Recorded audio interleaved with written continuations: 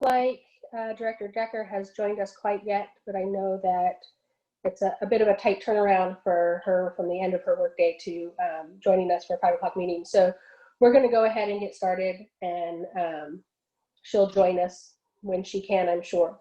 So I'm going to start with roll call attendance for our directors. Director Vance.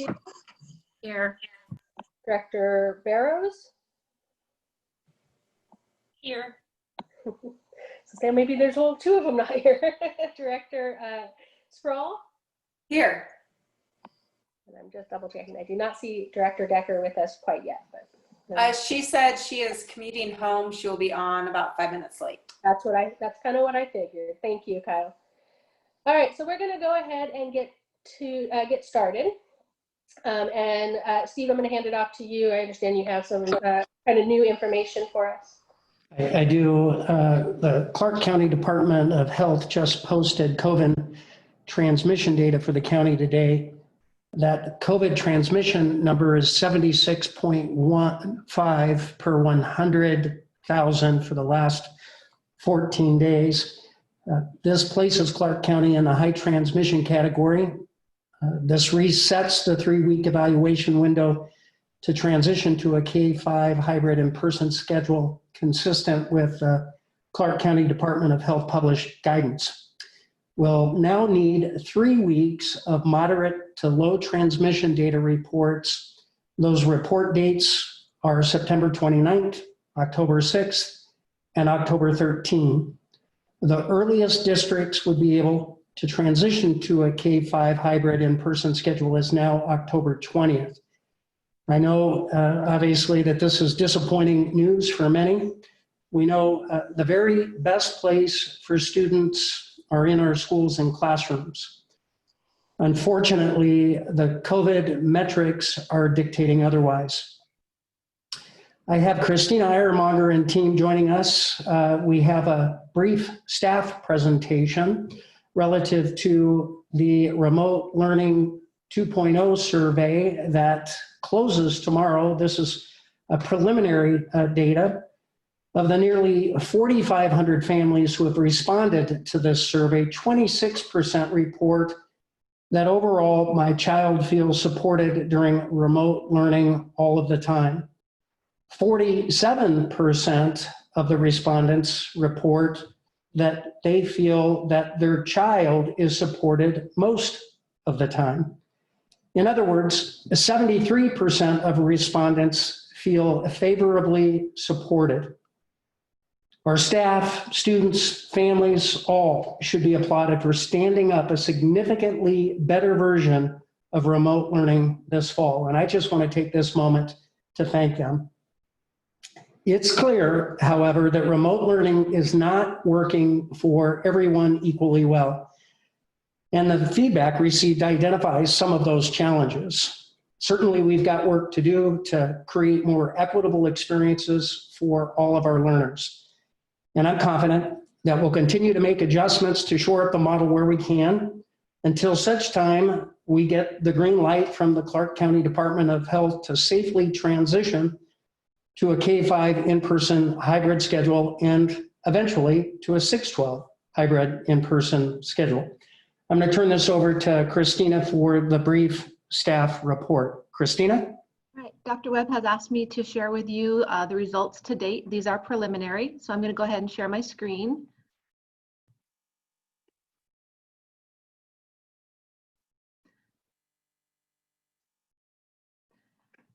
So the actual closing date of this particular survey is going to be on Wednesday at 5 o'clock. So these are really preliminary results that we just wanted to give you a heads up on. So far, as Dr. Webb said, we've had 4,423 families that are individual families that have responded to this survey, and that was of yesterday mid-morning. The first question was, what grades are your children currently in? And so you can see the numbers above the bar graphs. Predominantly K-5 parents have been responding, but quite a few number of parents and families have been responding for their children in 6 through 8 and 9 through 12. And this survey was designed so parents could respond for multiple students at different grade levels. So that's why these numbers would be a little bit different than the 4,000 you saw on the previous slide. We asked specifically about the technology. So we were asking which devices do your children use for remote.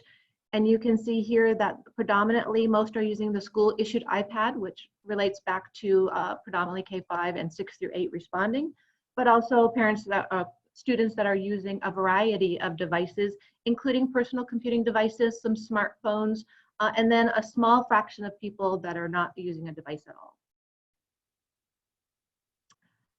Are the learning devices shared with anyone else in your household? And we asked this question, this was a question from OSPI, because we wanted to make sure that students had their own unique device to work from.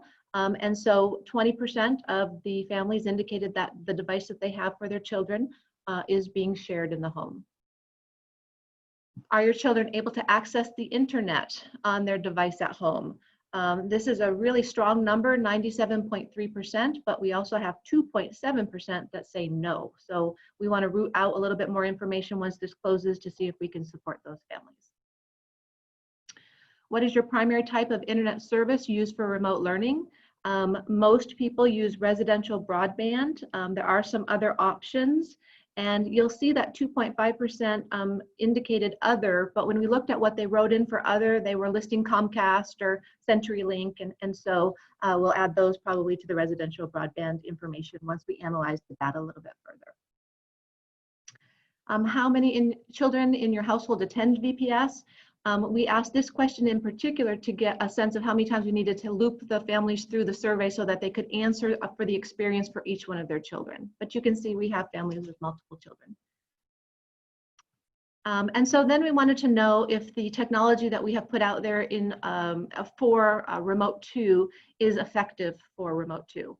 And so we wanted to know the comfort level of their children using some of the components, ClassLink being the first one. And you can see we are skewed to the positive, but we do have some disagree and strongly disagree out there as well.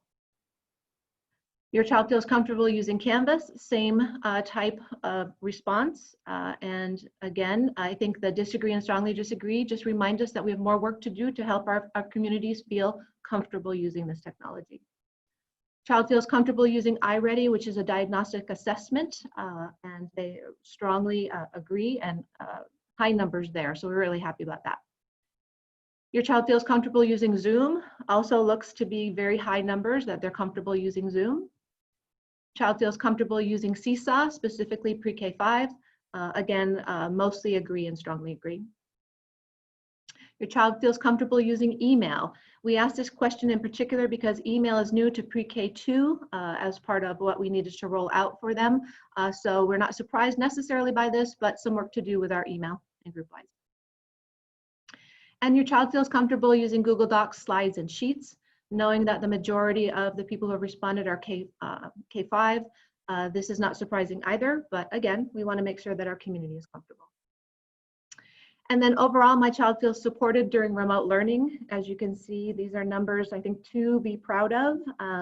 Again, this is just a reminder to us that we still have work to do, but some pretty solid numbers there. And then overall remote learning 2.0 is, and then it's just extremely effective, very effective, moderately effective for my child. And again, we're moderately effective to very effective, extremely effective. But again, we need to dive a little deeper into what might be causing this particular result. And then which of the following would help your child feel more supported in remote learning? And they could answer this for each of their children. And so we were able to combine that information to put that on one slide.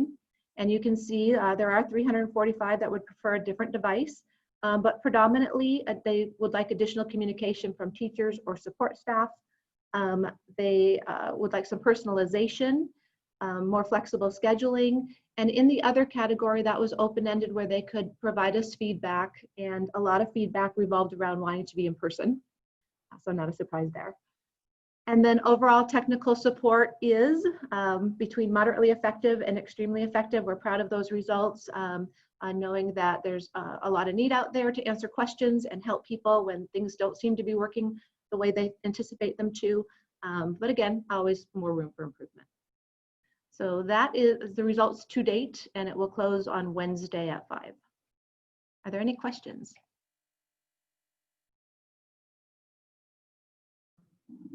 Yes. I was just wondering, did the teachers get all of the results, like including the comments that we received? They'll get all of that information? We certainly can provide that if that is an interest, yes.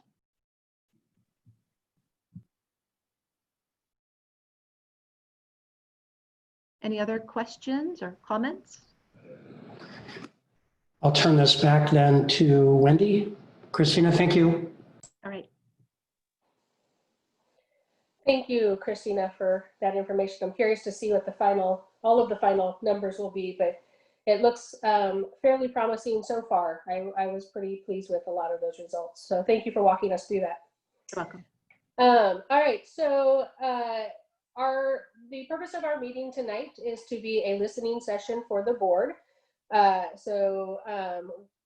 Our goal here is to open it up to community members so that they can have some direct connection with the board and have some open and honest conversations about how remote learning is working. This is one of a series of board linkages or listening sessions that we'll be hosting this year. Like I said, our topic tonight is on remote learning. There will be other topics at the other meetings later in the year. I will start by pleading everyone's patience and forgiveness because this is the first time we've hosted a meeting quite like this with so many potential participants joining us and getting a chance to talk. So we've got some procedures and protocols in place, but it being the first time we've hosted a meeting quite like this, I would ask that people be prepared for glitches and hiccups here or there, but we'll do the best we can. We've scheduled approximately 1 hour for the board to listen to BPS families, students, and other stakeholders regarding remote learning 2.0. The board is interested in hearing public comments on the following questions. There are 3 questions we'll be discussing. 1, what's working well with remote learning 2.0? 2, what's challenging with remote learning 2.0? And 3, what suggestions do you have to improve remote learning 2.0? I'll frame each question at the outset.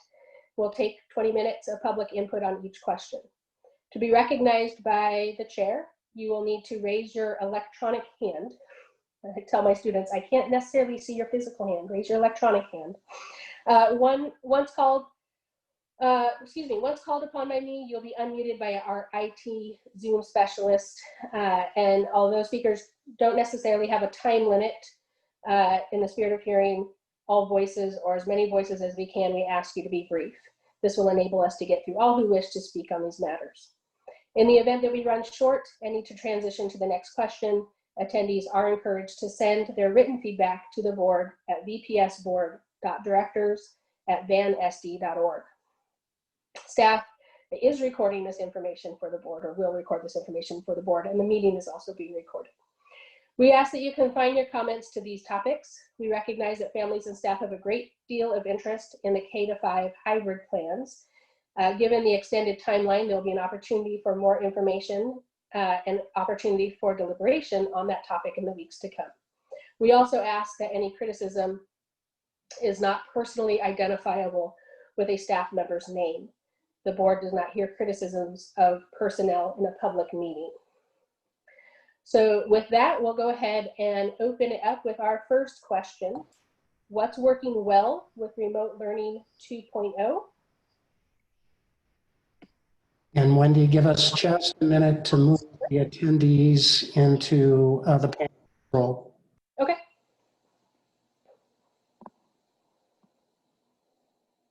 While we're waiting for that process, I just want to acknowledge that Director Decker has joined us. So welcome, Kathy. Hello.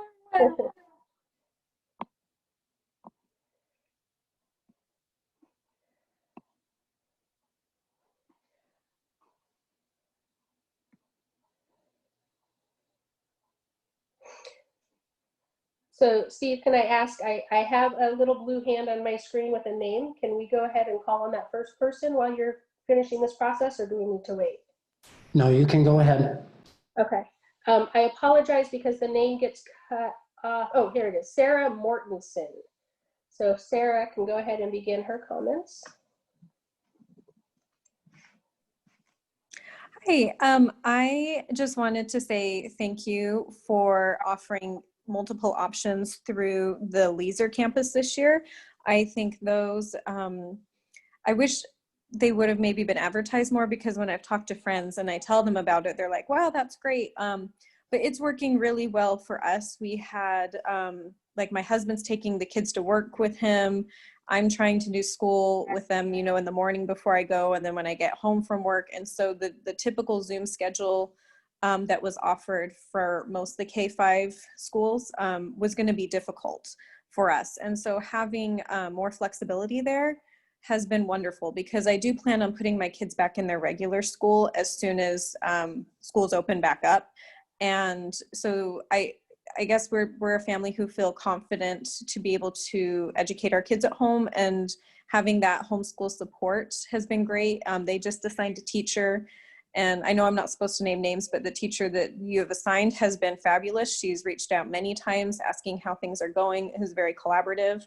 And I really just wish more people knew about that option, because I know a lot of families unenrolled from the district. And I just really want to say thank you for opening that up, because that's exactly what my family needed at this time. Thank you, Sarah. I just want to say we'll take positive shout outs to staff, absolutely. So feel free, if you want to give a positive shout out to your children's teacher, absolutely take the opportunity to do so. All right.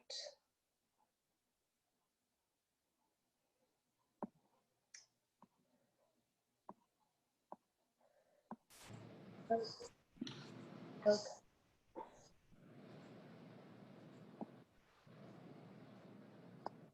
So I'm not seeing any other raised hands, Steve. I'm not really sure how this is supposed to be working. See, I would suggest inviting any of the attendees, if they have additional comments that they'd like to make on this particular question, to raise their electronic hand. Right. All right. So if there's any additional comment, again, we're talking about the question, what's working well with remote learning? Oh, there we go. Now I see one. Let's see. Nadia L.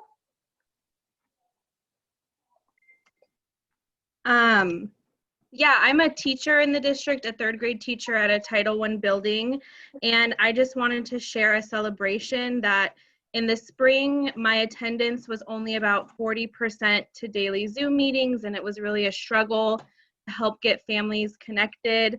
But now I have 100% attendance the past 2 weeks. Students who might not be popping on the Zoom are at least getting their work done later in the day.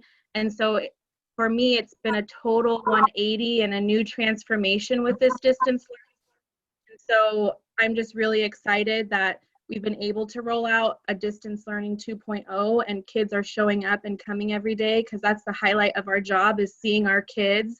And if we can't see them in building, then at least we're getting to see them virtually. And so I wanted to just share that positive that even in a building where there may be barriers to technology and things like that, I'm still getting 100% attendance, which feels really good and really awesome. Thank you, Nadia. All right, if there's anyone else who would like to speak.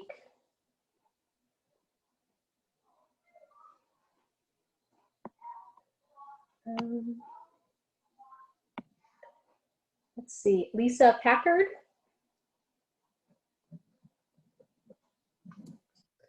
I'd like to piggyback on that. We say that for Grove a lot. I'm also a teacher. And back in the spring, I had probably 50% participation. And I've been getting almost, or pretty much 100% participation. In fact, you know, I keep my Zoom open all day for them, just in case they want to come and ask me questions. And they stay like online like the whole day, and they loved chatting with me or doing the work with me. And so it's been a much better experience, and I just wanted to let everyone know that. Thank you, Lisa. Dana Moore. Yeah. I am an occupational therapist with the district, and I think I've been just really blown away by the collaboration between the teams within the teams and then also with the families. And I've been really grateful for how understanding all the families are while we navigate this situation, and how we've been working together to come up with creative solutions so our kids can be served. It's pretty amazing to see. Thank you, Dana. I apologize. The next person is just identified as Galaxy S9. Hi, my name is Jennifer. I don't know why my phone won't let me change my name. I just wanted to kind of reiterate what everyone else is saying. I teach kindergarten in the district as well at a Title I school, and I really was a little bit worried how kindergarten was going to go remote, but my kindergartners have been doing amazing. They've all been showing up. Their families are doing amazing. 5-year-olds and iPads were a little bit worrisome, but their families have jumped right in. Today I had a little boy showing his mom how to do the apps. So everything has been going great. They are really doing very well. So I'm very thankful for the parents and thankful for the kids and thankful for our community for really stepping up and helping us out. Thank you, Jennifer. Wendy, this is Kyle. I just wanted to share some of my own positive feedback. I know one of the concerns coming into the school year was with our youngest learners, and to what Jennifer said, I have a kindergartner at home, and I think the technology improvements we made from the spring have been amazing, and my kindergartner also is able to navigate so much on their own. So I'm very impressed with the technology improvements that have made it a little easier to navigate for the family.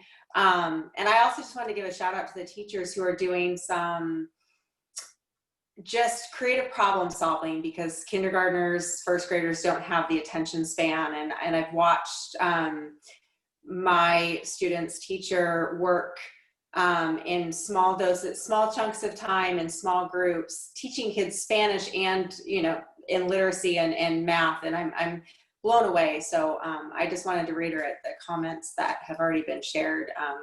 There's a lot of creative problem solving, collaboration, and I think the technology has really helped. Thank you. I'm going to just do kind of one last call for people who'd like to respond to the what's working well with remote learning question.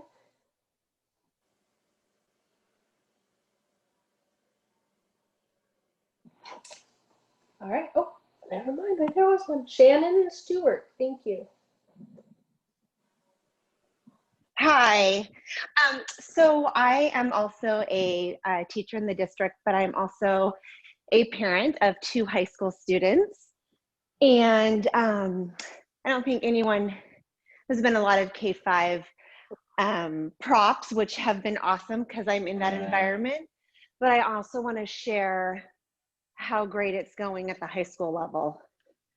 My students both my kids are very excited. They're engaged. Actually, my son came in today and was really proud of his first test. So he came running in.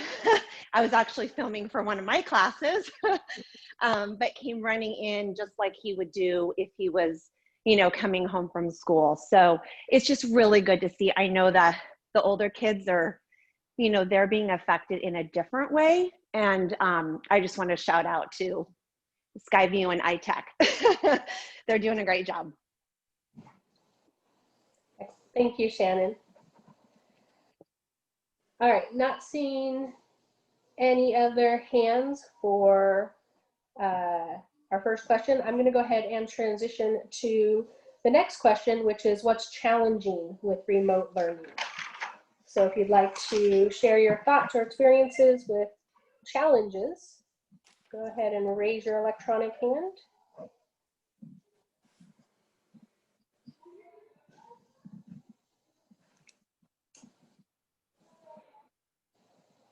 as much as I would love to believe that there are no challenges with regards to remote learning, I'm going to wait a little bit longer so that people have a chance to weigh in. Lisa, thank you. Lisa Packard? Yes. I guess, you know, I'd have to say the technology part of it, you know, just trying to, and I'm still a month later, trying to help people understand how to use ClassLink, even though I've sent multiple emails. Sorry, I'm the teacher again. Multiple emails to parents, or trying to, you know, give them the help desk number, or helping them via Zoom. We're still just, I mean, they're getting it, but then they'll forget, or they forgot to save their password or whatnot. And then me as a teacher, just trying to learn Canvas, even though I took the hours online, plus I did, you know, I've joined several Facebook groups and everything. I'm still struggling, trying to, you know, embed videos and doing all that type of thing. So it's been a huge learning curve and a lot of extra time. I know not just on my part, but a lot of teachers' part. So, I mean, it's just, I guess it's not something we can change because we have to do it remotely, but just to know that it is somewhat of a struggle, and for especially little kids, like I have kindergarten through third, and so they need that extra help, and sometimes that help isn't there. So I guess that's been the biggest challenge for me. Yeah, and I have a child at Alki, and I guess, you know, it's just the biggest challenge for me is because I'm working full time plus more, and then trying to help her as well. And she's pretty good about doing things, but there is still some confusion, and honestly, I haven't even had time to log into her Canvas. So, but anyway, I think juggling, trying to be a full-time mom and also trying to help these kids with the electronics has been a challenge. Sorry, I went too long. So no, thank you, Lisa. Jennifer? I was kind of thinking along the same concerns. I have two big concerns that kind of keep me up at night.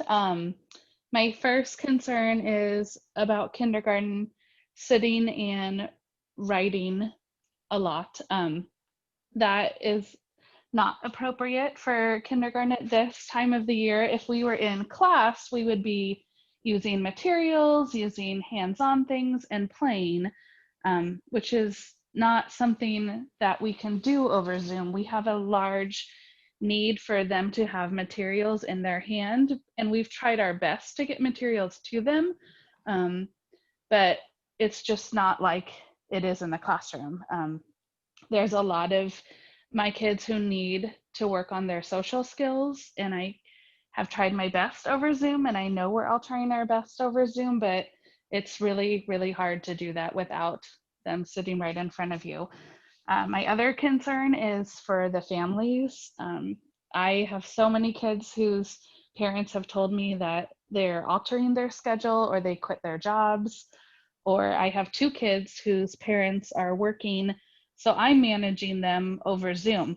So it's very concerning that I'm kind of having to teach and then watching what this 5-year-old is doing at all times to make sure that nothing happens to them. But I know that those parents are just trying their best. And I mean, the same thing is happening all over the state right now, but those are my big concerns, how appropriate this is for the little kids, and then how it's going to work for these families.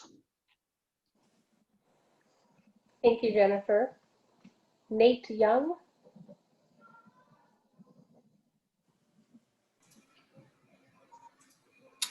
Hi there. Thanks for first for the opportunity to speak and to share our experience. I'm a teacher in Walnut Grove Elementary School.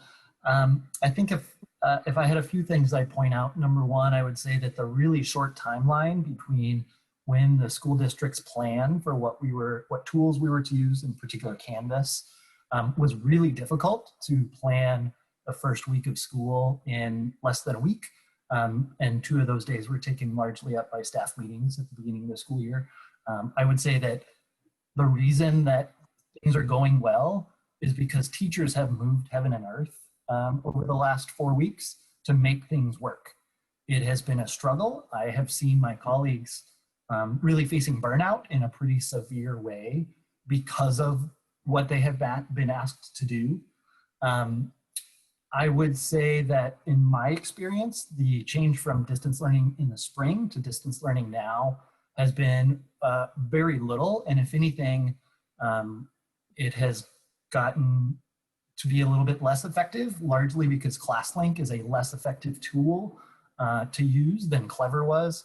Kids cannot link to a lot of the apps that we use on a daily basis from ClassLink.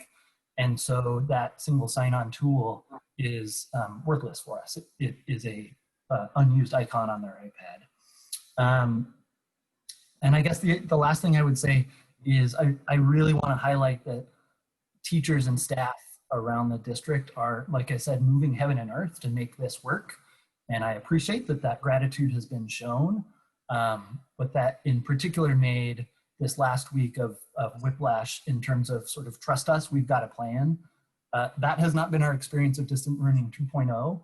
And so I really want to put my thumb on the scale of we have some healing and some sort of reforming of a community to do, because we are not, I am not, I don't need to speak for everyone else, but I am not feeling particularly like we have been supported over the first 4 weeks of this school year in the way that I would hope.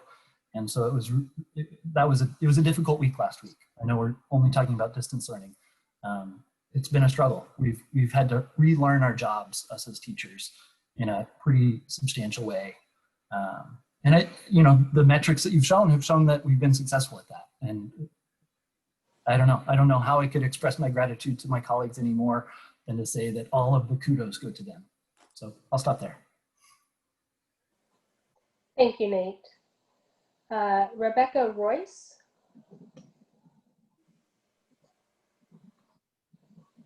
Hi, I am a parent of a senior and a second grader. So I've got a vast amount of experience going on right now. I would say for my senior, things are fine because they are able to do things on their own. My second grader, however, if my husband wasn't a stay-at-home parent, would not survive at all. I will say that this has been like 1,000% better than what it was like in the spring. And I feel like our second grade teacher has been trying to provide as much support as possible to all of her students. My second grader is also in a dual language program, which adds a completely new layer of complication for learning. We don't want to take her out of the dual language because long-term we know that it's going to be a significant benefit for her. But for parents that don't speak the other language whatsoever, it has been very, very challenging. So I appreciate all of the work that's been going on in. I also have my father living with me, so the thought of going back to school and putting my second grader inside the petri dish is absolutely terrifying to me, because that is, putting my dad's life at risk, and that is another complication for my family. But seeing that the possibility of doing hybrid and not having any support is, I was so stressed this week just thinking about what might happen if we had to choose between my students staying home and losing the support they have now and throwing them back into the school and possibly bringing in a deadly disease into my house. My stress levels, I work full-time, I'm working significantly more hours. And so for me, I'm trapped in a room. My husband's trying to take care of my kids and do the we jokingly call him the teacher's aide because that's what he is now, as a teacher's aide, and that's not what he was really meant to be. So I do appreciate all of the extra work that's been going on to make this year so much better than it was last year, but making sure that we are still trying to provide that additional support for parents to provide to their students is going to be really, especially important, as we know that the times working from home are going to be extended, for several more weeks. Thank you. I appreciate your time listening to a poor, stressed out mom. Thank you very much for sharing your thoughts, Rebecca. DarciB. Hi, thank you guys for everything you do. I'm a daughter of 2 school teachers, so who are now retired, so I understand the school teachers. I have a high school student at Columbia River, and I sat on his links because we were in a hotel last week for 2 days, and I do think the teachers have a lot of work. I think some of the things that they could work on is slowing down when they're talking. I could hear them calling my son a couple times, and he was trying to take his mute off to talk, and they moved right on, something he has to work on. So I think they need to slow it down a little bit. The other part is I appreciate them putting a little bit more teeth into it with the participation. However, I noticed some of his points, he wasn't getting full points on participation. I know he's been attending every single Zoom, so I had him talk to his teacher, and he wasn't talking enough, and he told me he had a hard time jumping in talking. So I told him to talk to the teacher about it. I noticed he got full points this week, so obviously he's working on it and it's getting better, but I think the teachers need to maybe slow down a little bit. I felt like it was so relaxed last spring. Now it's like a little bit more full force, and I think when you have boys, my daughter would have had no problem. She graduated last year, but when you have boys, they are sometimes, some of them, maybe not Brady Decker, but some of them take a little bit more lackadaisical, approach. So I like to see them slow down a little bit more. I also I thought I read somewhere that they were supposed to be pushing the grades to Skyward a little bit quicker out of Canvas. I don't want to go on Canvas and monitor him. He's a junior, that's his responsibility. He says it's in, but I would like to see it in Skyward. So right now I have nothing on 3 of his classes in Skyward, so I have no idea for sure. And I don't want to be the nag at home asking him how it's going. I want to be able to peek in Skyward. So I would hope that maybe the teachers could be improving on that as well. I feel like the class time might be a little bit long for the high school, in the sense of most of the classes he's done within 35 minutes. And then, okay, they're supposed to be working on this stuff, but when you're at home and then you go get a snack and you go to the bathroom, I feel like there's a little bit of wasted time. So I would have liked to see maybe the classes shorter time, and then allow them to have their work time in bigger blocks at the end of the day. So maybe you go 45 minutes for class, because I don't think any class has gone more than 45 minutes, push the class schedule closer together, and then that gives him a bigger block at the end of the day to work on his homework, versus some classes he has 20 minutes, some classes he has 35 minutes, and he's not getting his homework done during the day like he would if he was in the classroom. So. Hey, Darcy, thanks for the shout out for Brady, but he'll be mortified to know that he was mentioned on this public forum. But I can do it, so I'm not in trouble. Thank you, Darcy. I don't see anybody else waiting to speak on the challenges with remote learning, but as Darcy just pointed out, I learned as a teacher, we need a lot more wait time with this format. And I see Melissa Gonzalez has raised her hand. Go ahead, Melissa. So I am a parent and a paraeducator within the district. I have 4 students, 2 in middle school, 2 in high school. And I kind of disagree a little bit with what Darcy was saying. My students are only spending sometimes 10 minutes in a Zoom meeting, and then having an abundance amount of time where they don't even have an assignment assigned. So trying to find this balancing act. And I've reached out to the teachers to make sure. I know sometimes kids make up stories. I'm like, do they really have 50 minutes to do nothing? And they're like, yeah, we don't have anything right now. As now in my elementary school that I work in, our second grade class is doing more work than my middle and high schoolers have done the entire 3 weeks of distance learning. So honestly, for me, like, I actually want to see something kind of step up a little bit. My kids, I mean, they need something to do with their time. And I would love to see them balance out some of these schedules between middle and high school a little bit more. It's really difficult having 2 different lunch times, trying to keep my kids at the table focused on what they need to be doing while the high schoolers are in the kitchen cooking, and then vice versa. Especially when you have ADHD kids, it's really hard for them to balance that out. And so if they could correspond those times a little bit better, that would be great. And then my last thing is my son also attends Cascadia, and we did not balance out with the Evergreen School District very well. And so he has overlapping classes that he has to do in the Vancouver School District, where he's supposed to be in a Zoom in Evergreen and Vancouver, and the times are not equaling out. So. Thank you, Melissa.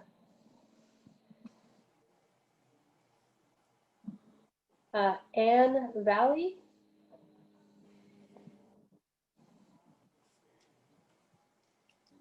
Can you hear me?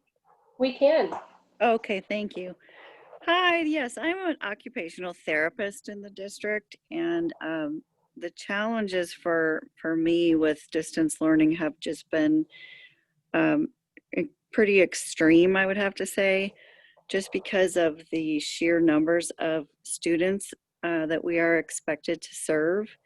So in the spring, when we were doing approximation of services and, checking in with families at least every other week and being told that, we needed to just do the best we could, I was still working really hard and doing the best I could.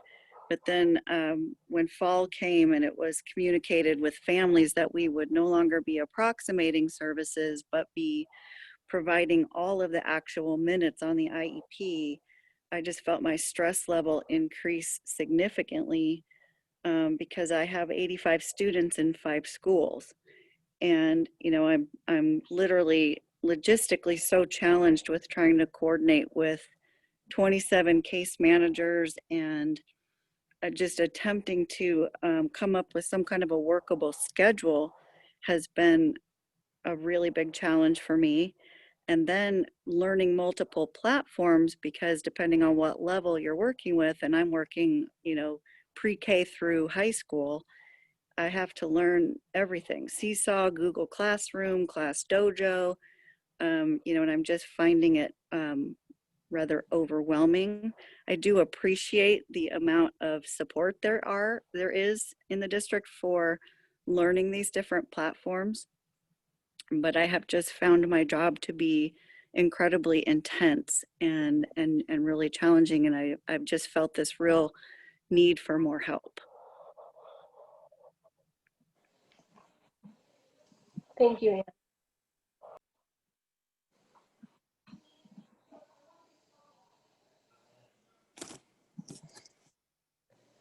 All right, is there anybody else who would like to speak to the challenges of remote learning?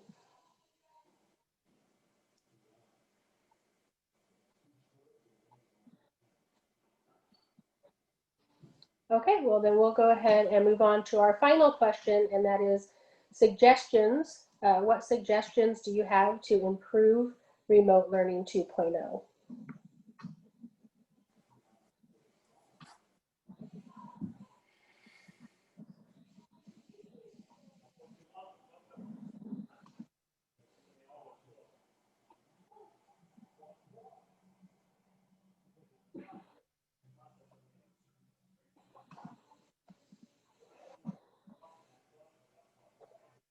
Nadia, thank you.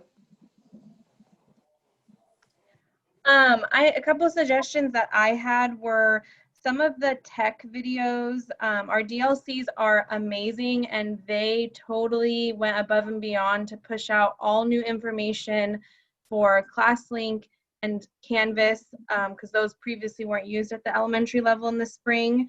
But sometimes the videos and the handouts weren't always translated into other languages, or it was very tech heavy language used.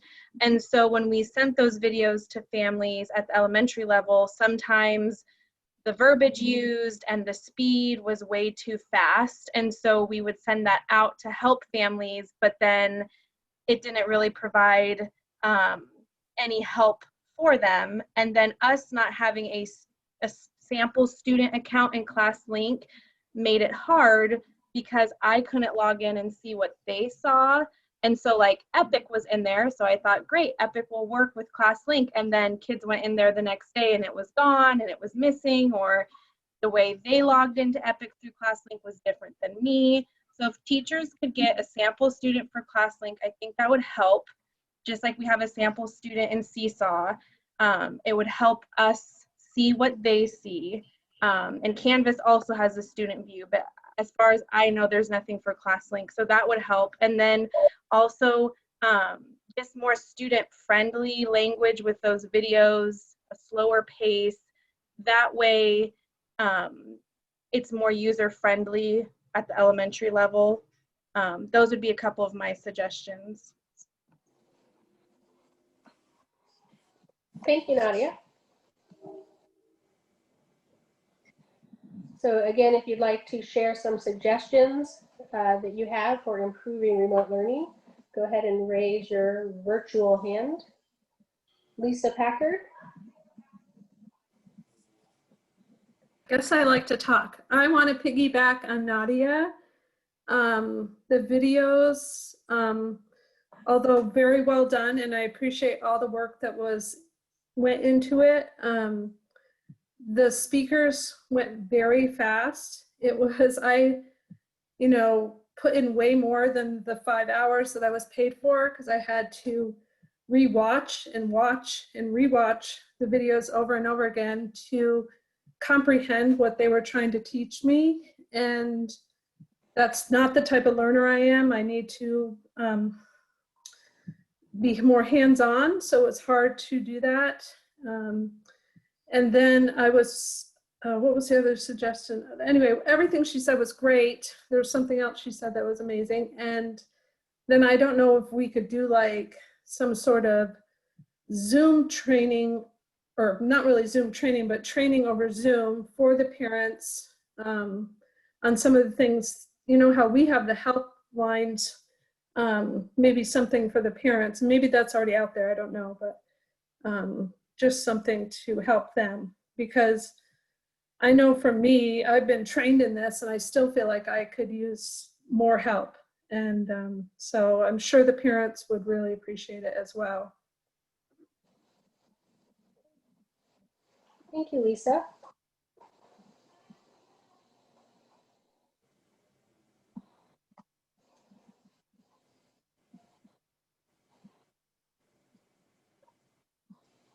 Right. If there are anyone else who'd like to share suggestions on how we can improve remote learning, Kay O'Clair. Hi, yes, so that's me. I'm really grateful for this Zoom time. It's fantastic for us parents to be able to participate this way. My suggestion was I was trying to get more things involved with like the calendaring of the students' activities. I was actually like trying to put it into Canvas and make it very visual for my kids to have one place where they can look and know what their day looks like and know what class it is and put in the Zoom link. And that really kind of was a technical challenge. So I don't know if it's just something that a piece I was missing, or even if we just need to more do a Google Calendar thing, but something along that sort of line, so that helping with the organizational, when I tried to put it into Canvas, they said, nope, you're not allowed to do that. So it was just kind of one of those things that if maybe parents can have access or something similar, that would be great. Great, thank you.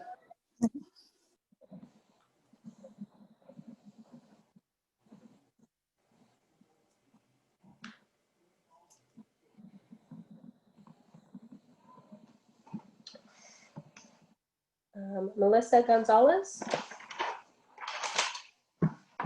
All right, so I have to say it. I mean, as a parent, I'm one of the ones who are lucky that I did not get furloughed, but I also realize how much work the other paras go into this. And I really feel that to benefit the children, we need to start bringing some of these paras back into the buildings or into the Zooms, even if they work from home, and help support these teachers where they can do breakout rooms and small groups and give these kids the education that they deserve from a distance. There's no way one single teacher can do her entire schedule or his entire schedule throughout the day and hold small groups and still teach these kids like they are supposed to be doing without the support from our paras within our buildings.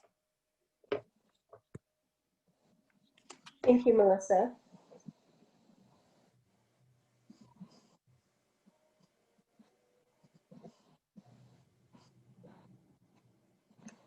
All right.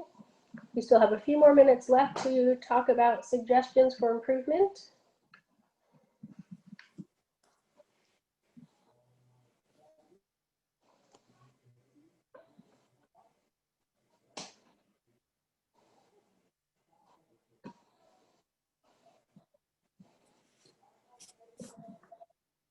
All right, well, I'm not seeing any additional hands raised for suggestions.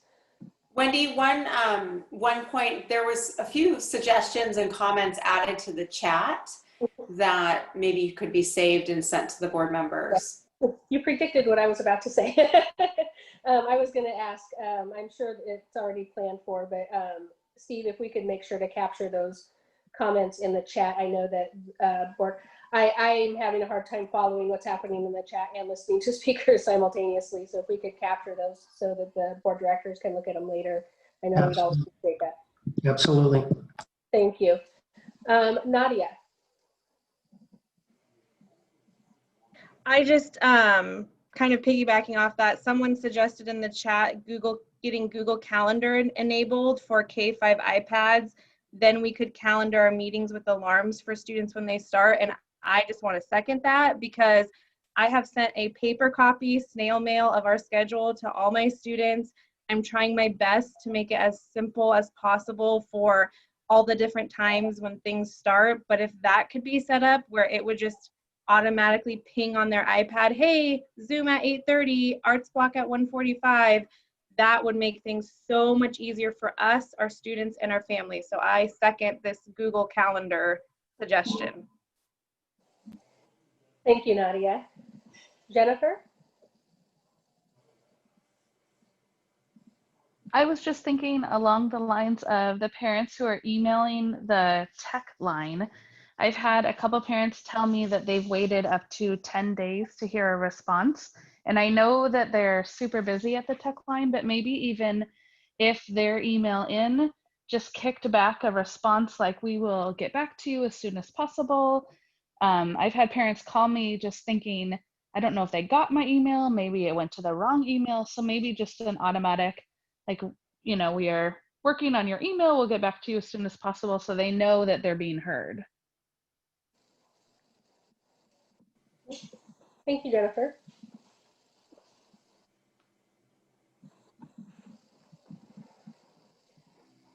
Wendy, I just got a question submitted. My daughter, like your kids, go to dual language.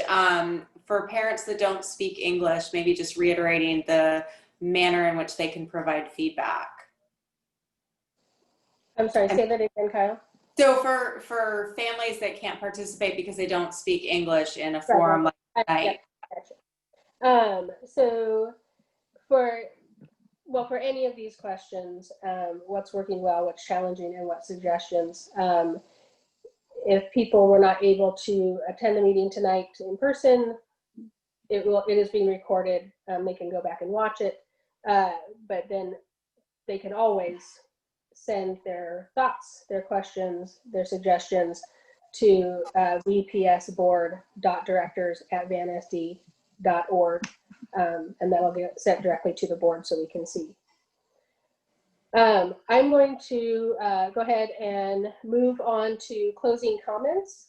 I'm going to open it up to the board for any sort of closing comments or thoughts based on what we heard tonight.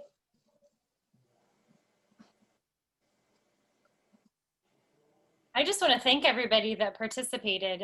The feedback was really good, and I love kind of how different ideas got bounced around and kind of made others think of other ideas. And just as Wendy had said, if you have more ideas, if you are done and you think about something when you go home, or if you're talking to somebody and they have ideas and feedback, please feel free to email us at the board, and we can make sure to get your feedback. If it's about technology or if it's about curriculum, anything, we can make sure it gets funneled to the right place. But thank you for everybody who participated.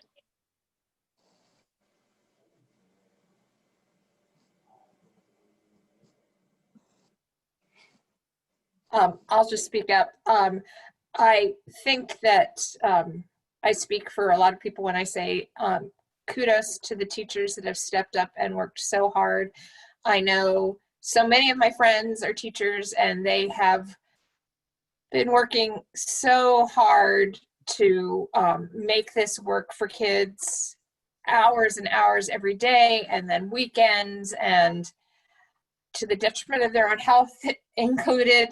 But wow, how creative and how collaborative. And I loved that Dana Moore said, wow, this has been so fun to watch teachers and how they can collaborate with each other, with their teams, with others from outside the school building. It's really been invented, really reinvented how we do teaching. But I also want to give kudos to Christina Eiermunger for making sure that the tech stuff is going as smoothly as we possibly can when we have 24,000 kiddos and their teachers and everybody trying to Zoom. Thank you.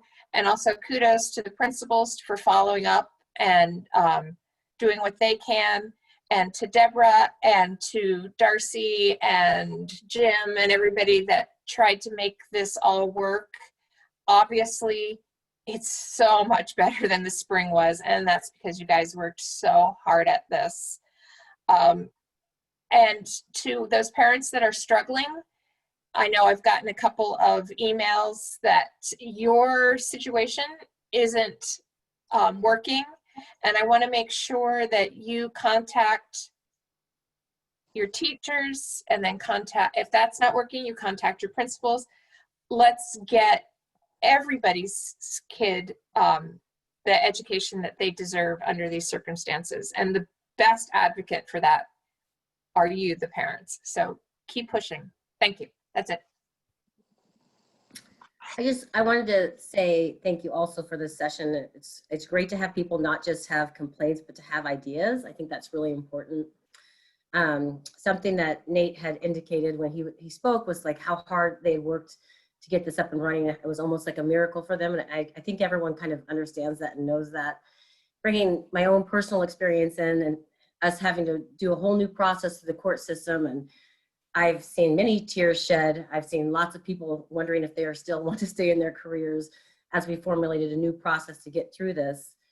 And I've seen a lot of mistakes made, because that's what happens as we try a new process. And so I just want to ask you, Nate, to have faith in these people here, because they do care about you. We all care about you. I don't hope that that you understand that everything we're trying to do is to support, and there will be mistakes along the way. And having people like you that are willing to speak out, talk to us, let us know where we're missing the boat, that's what's going to help us move forward. And we can only do this together. So we've learned some things about communications, about timelines, and that's something we're going to make more mistakes ahead. But you have to have faith and keep putting it in so we can help. So I just want to say that you guys are amazing, done a great job. My experience as a parent has been unbelievable. My kids have just really been very successful in these first few weeks. I never thought it would be like this. I literally was prepared to be in therapy every night. So thank you for that. I'll just speak quickly. I want to thank everyone for speaking. We came up with this idea. Our board linkages are supposed to be a way for the board to connect with our community, and now we're trapped behind iPad screens and computer screens. And I know this board all wants to be out connecting with our parents and our teachers and our students and our principals. And so we welcomed this opportunity at least to open up the conversation, but it doesn't have to end here. We appreciate all the email feedback, whether it's small or big, or even just little ideas that you might have, because I think to Kamara's point, this is a work in progress, and we're constantly learning from our mistakes and trying to pivot and be as proactive as possible. The idea about the Google Calendar, that just occurred to me personally in our own household about a week ago, and now my 6th grader never misses any Zoom. So any of this, I think, collaboration and idea sharing is really valuable. So keep the ideas and suggestions coming, because especially on the technology platform, we can sometimes make these changes happen quickly. But thank you to everyone. Yeah, I want to thank, I feel like ditto everything everyone has said already. I think clearly the remote learning is nobody's first choice for education, and there are definitely challenges that need to be addressed, and I imagine there will be even more challenges that we haven't yet heard or that haven't yet arisen. But I'm optimistic in the sense that there were a lot of things to celebrate here tonight as well. And I really do appreciate everyone's commitment and dedication and willingness to try new things, to be creative problem solvers, to be patient and flexible with each other, because that's really what it takes. And as Kyle said, collaboration is just so essential right now, so that people aren't feeling like they have to solve all of those problems all by themselves. And there have been some very creative solutions even offered here in just a short conversation. So I appreciate everybody's efforts and ideas, and like I said, this is obviously not our first choice, but it is kind of where we have found ourselves. So thank you again, everybody. I look forward to the next listening session. This was really interesting. I would love to say that the next one will be in person, but I don't want to jinx anything. So, but it went a lot smoother than I anticipated. I'm going to be honest. I was prepared for a little bit more in terms of hiccups, and it went pretty well, I think. So, and I appreciate everybody's comments, whether they were willing to raise their virtual hand and speak up, or type them in the chat feature. Either way, we do appreciate all of the feedback that we receive. So I'm going to ask Steve if you have any additional comments you'd like to add before we adjourn. I don't. We'll be sure that the video is posted, and we'll get the transcription of the chat conversation out to the board. Thank you. Thank you, everybody. Have a good night. We are adjourned.